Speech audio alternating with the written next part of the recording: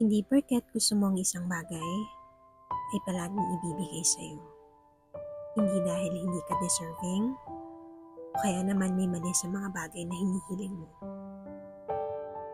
But sometimes, God wants you to have it, not in the place of need, but in a place of gratitude.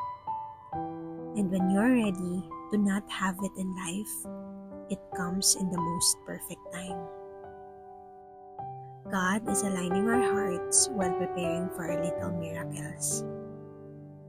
Dear, hindi galit si Lord sa'yo, kaya wala pang nangyayari sa ngayon.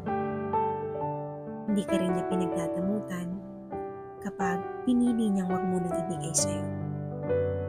Hindi din siya pinili sa mga tahimik mong panalangin. At kapag handa ka nang mawala ang mga bagay na hawak mo, ibabalik niya rin yan sa'yo kapag handa na ulit ang puso mo. Walang sa atin, lahat ay galing sa Panginoon. With love and prayers, Noel.